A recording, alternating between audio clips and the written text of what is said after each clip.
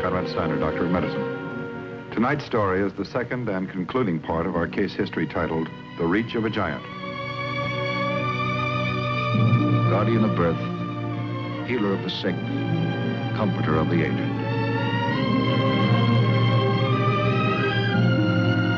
And the qualities of the worthy physician are three: the eye of an eagle, the heart of a lion, the hand of a woman.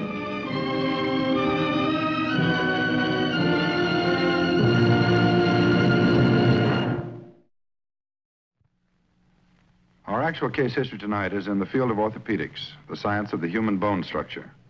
The object in point, an aluminum template or pattern. The case in point, James Elwood Martin. 5 years ago, Jim fractured 2 vertebrae in a fall. Shortly afterwards, he developed symptoms of an especially crippling form of spinal arthritis. In succeeding years, his spine began to ossify, to turn into solid bone. And what was worse, it slowly forced his upper body forward and downward.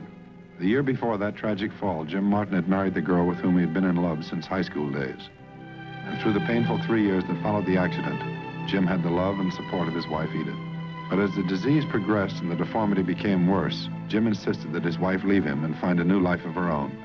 Although she protested strongly, Jim had his way, and the sobbing Edith left the man she loved. Rheumatoid spondylitis, the particular form of spinal arthritis with which Jim was afflicted, is above all a lonely disease. Medicine knows no cure, no positive remedy. The battle against it is the battle of a man's will against his body. My sister Ruth and her husband Roy have had this offer in Chicago. Jim, they want me to go too. Jim. Jim, if I'm that far away from you, I don't know. Jim, I've got to see you. I've got to talk to you. Oh, please say yes. Look, you don't have to make up your mind about going to Chicago with Roy and Ruth yet. Not now. What?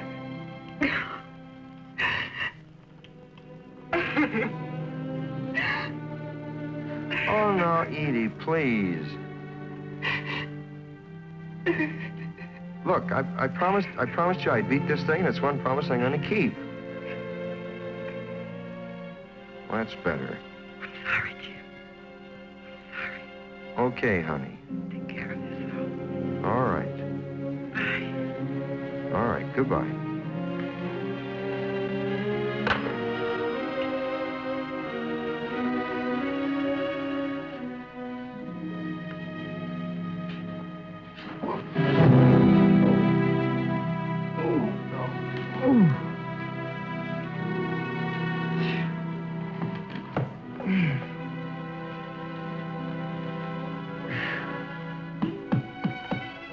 Jim's tragic condition had started 5 years before with a fall.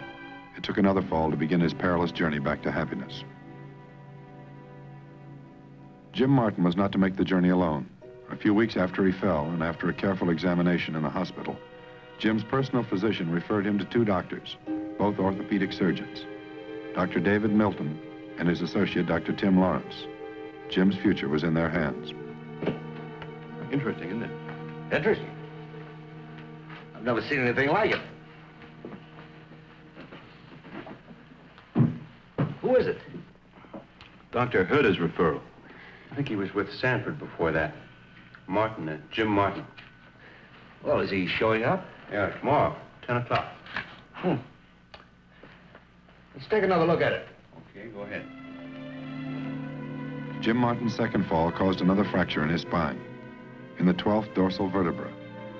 The weight of the spine bearing down on the fracture caused it to disintegrate slowly until the vertebra collapsed.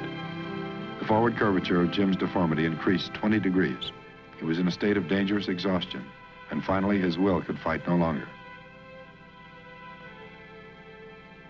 Well, I suppose there's nothing I can tell you about your spinal arthritis, Mr. Martin. You probably know as much about it as anyone. I know it's worse, Dr. Lawrence. I may as well tell you right from the beginning that there's no way we can restore any degree of flexibility to your spine. I know that.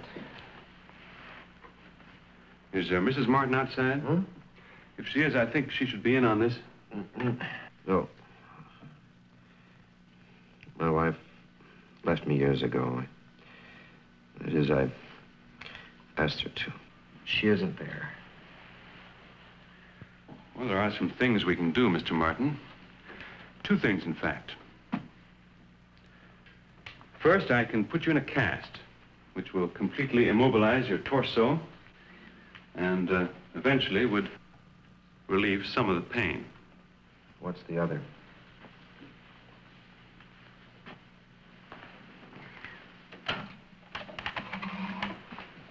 A few years ago, a doctor in Boston performed and described an operation that we call spinal osteotomy. It's not a cure-all, wouldn't even affect the arthritis, but it has achieved an excellent correction of the deformity, would take the strain off your back, and would restore you to an erect position permanently. You mean you could straighten me? I wouldn't be bent over like this? If we were successful, yes. But you gotta know the truth, there are a number of dangers involved. All right. Go on. We'd be working among the nerve roots of your spine. Any injury to those nerve roots could partially paralyze you. You could end up a paraplegic. You've been bent over a number of years, Mr. Martin.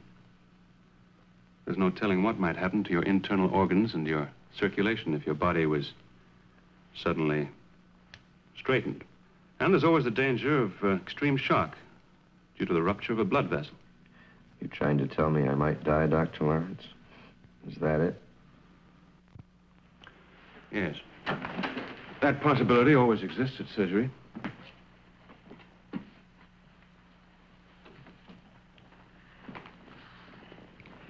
Dr. Lawrence, I want to tell you I can't go on this way. I'm not being dramatic. I just mean what I say. I can't continue like this. If there's any kind of chance... There is. In the name of all that's holy, let's take it. There's one more thing I must tell you. I've never performed this operation. Very few doctors have. Can you? I've done a number of operations on the spine. This wouldn't be too different. Let me tell you something, Dr. Lawrence. All these years, the only thing anyone's ever been able to do for me is give me pep talks, pity me. Well, I'm sick and tired of it.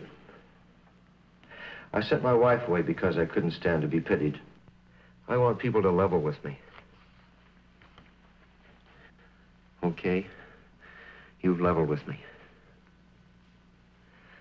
I want this operation more than anything I've ever wanted in my life. Do you understand me? I want it. All right. We'll get in touch with you as soon as surgical arrangements have been made.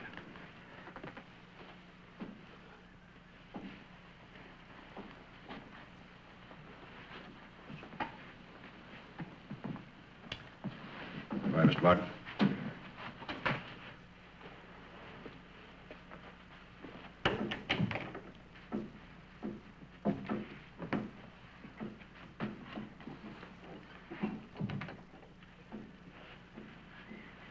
Brave man.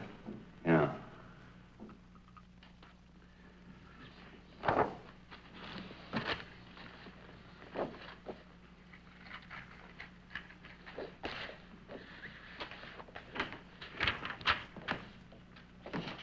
Tim, you still here? Just going over everything once more. You look bushed. You've looked tired for days. Feel all right? Look, Tim, you've read every scrap you could find about spinal osteotomy. There's much to read, isn't there? You've gone over it and over it, pushing yourself as though the whole problem had hypnotized you. Has, in a way. I mean, you go on, at least I do, in a rut. Same thing over and over again. And boredom sets in. And when something like this osteotomy comes along, You come alive again. There's a challenge to be met. A real challenge. Wish I was more like you, David. Well, you're not, thank heaven. You're a brilliant doctor. But you need some rest, that's all. Oh, yes, I need some rest every time I... Sorry. Go ahead, yell if it makes you feel better. I don't get any rest even when I'm asleep. I keep going over this operation, every second of it, over and over. It's like a recurrent nightmare. I don't know. I just don't know. Are you scared of this thing, Tim? No. No, of course not. Remember what happened after the Dykstra case? Remember what old Burley said?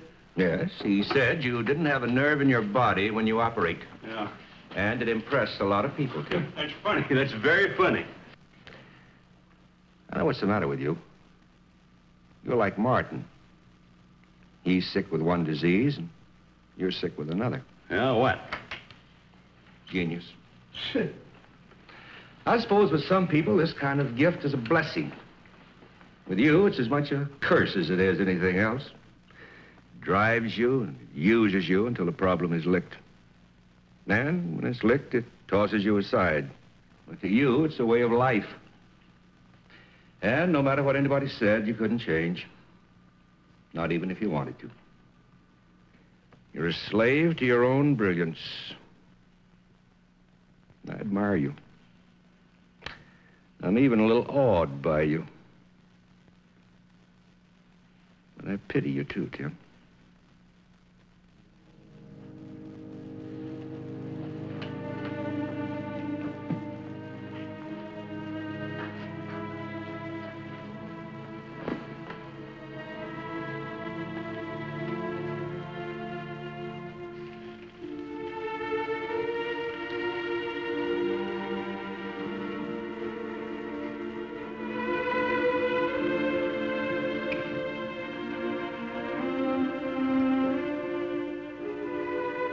Perhaps the most important single preparation for the operation followed several days later. The latest x-rays of Jim Martin's spine were projected upon thick white paper, and a meticulously exact tracing was made. The tracing completed, the angle of the bone wedge to be removed had to be determined. To avoid any danger of bony impingements upon the spinal cord itself, it was decided to perform the operation on the lower spine, between the second and third lumbar vertebra. A line was drawn on the tracing at this point. Dr. Lawrence cut the tracing along this line, severing the tracing at the point of the projected operation.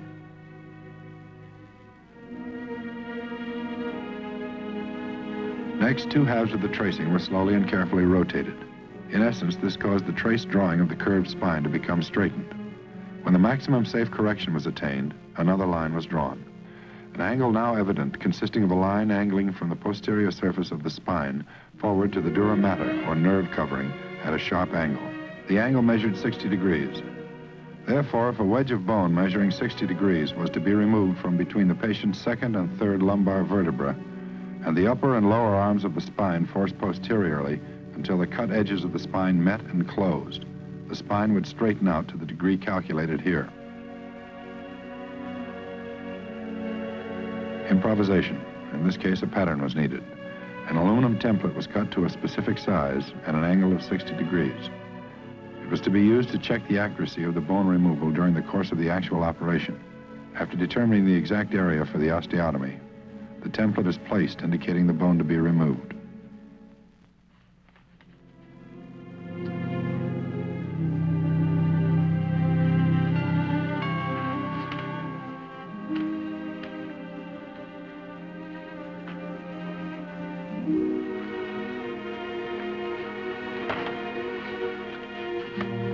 Oh, hello, Edie. Telegraphed us drive a little while ago. I had a chance to clean up the place. Come in. Looking well, Jim. Sit down. Sit down.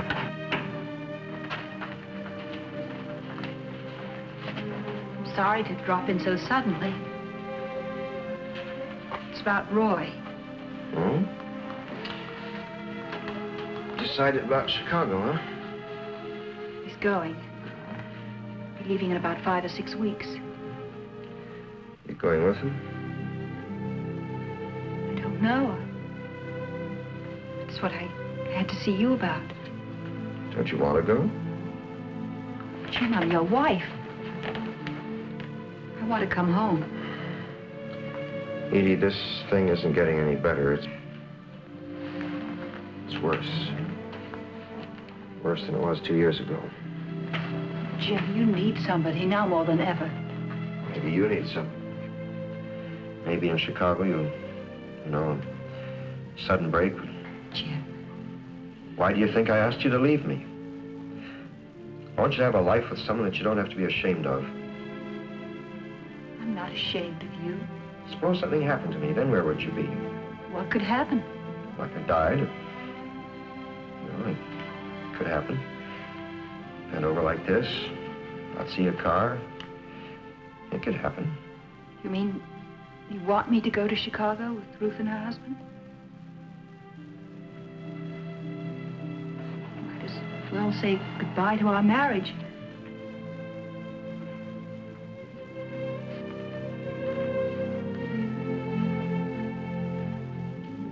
Jim, do you really want me to go?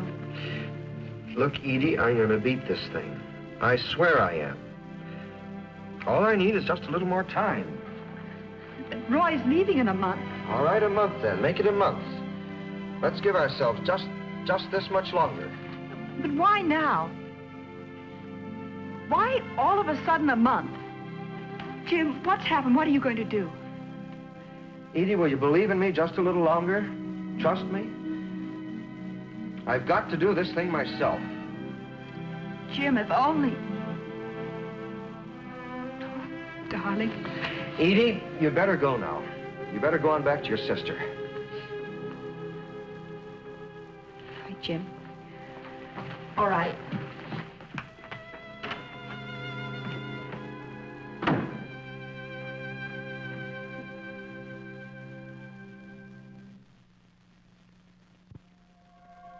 At 7:30 on the morning of March 1st, 1948, James Martin entered surgery.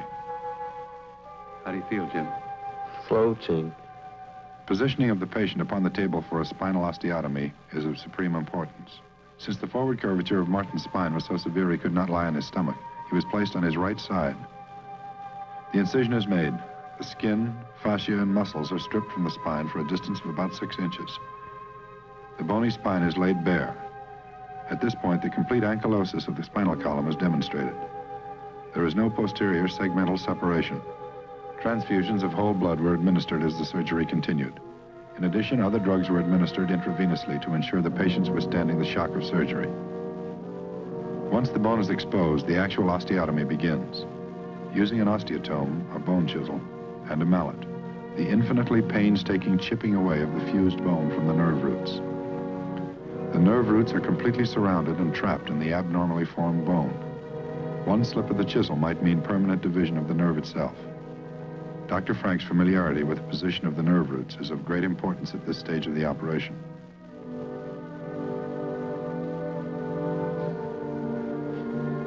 The amount of bone to be removed has previously been determined.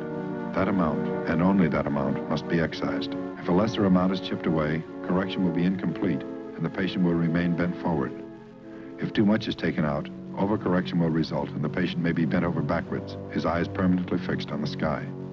Periodically, the template is inserted into the incision, and the amount of bone thus far removed gauged and measured. For 2½ hours, centimeter by centimeter, the cavity was shaped, a 60-degree wedge driving down to the dura mater, which covers the nerve roots in the lumbar region. When the dura was exposed, the wedge was extended on each side of it into the intervertebral foramina, through each of which runs a major spinal nerve root, supplying sensation and motor power to the lower extremities.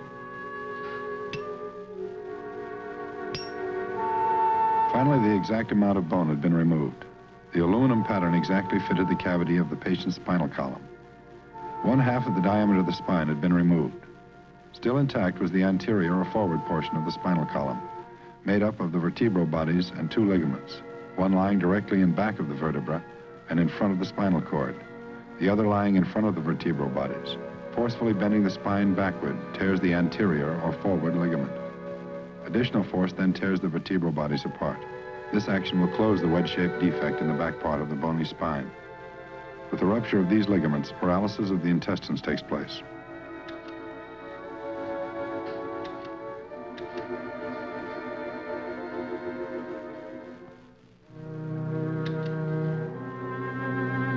The final straightening of the spine must be done by force, skillfully applied.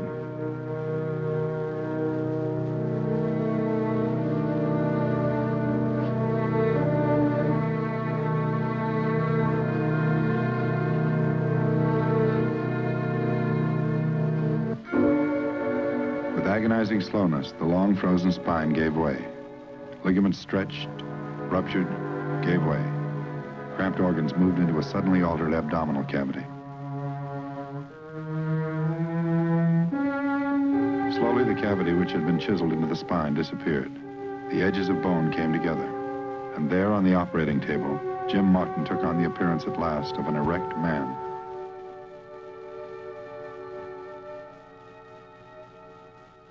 The danger did not end on the table. Since all victims of rheumatoid spondylitis are diaphragmatic breathers, the distension of the intestines might cause some extreme pressure upon the diaphragm and result in suffocation of the patient. To avoid this possibility, a gastric suction machine is kept in operation. The patient was fed intravenously during the first 2 days following the surgery. There was still danger of a blood clot. Boy, I never thought it'd be this good again.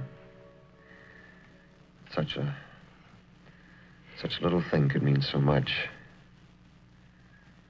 Just to lie here, on my back, straight out.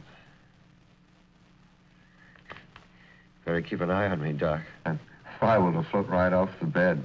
Now, you may not feel like it, but you're going to stay right where you are for another 6 or 7 weeks. Yeah, but on my back. Be the greatest 6 weeks of my life. Has your back been giving you much pain? Look, what little pain I got, I want to keep a while. So don't you go trying to take it away from me. Reminds me of how things used to be. March 19th, 1948, while his doctor, his friend, looked on, with the assistance of a hospital attendant, Jim Martin stood erect by the side of his bed. And for the first time in many years, he could look the world straight in the eye.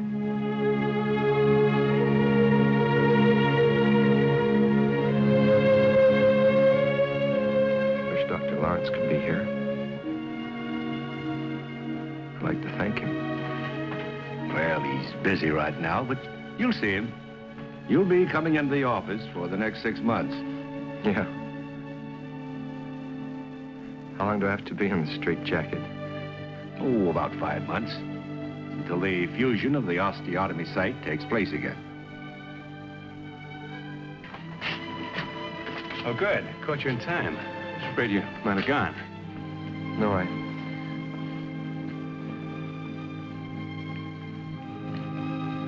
guess this is the time for the thank you speech, isn't it?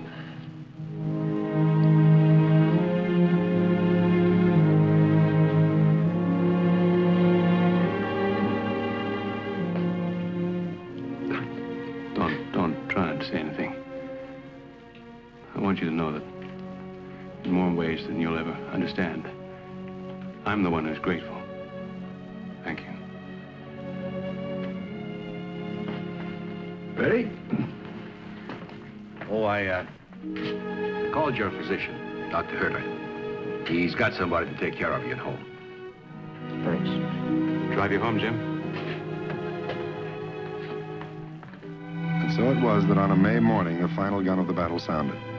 The personal struggle of one man against his rebellious body was won. Happiness can make a man feel like a giant. Nothing, not even the sky, is too high for his reach, and no horizon bounds him in. After 5 pain-wrecked and frightening years, Jim Martin was a happy man again.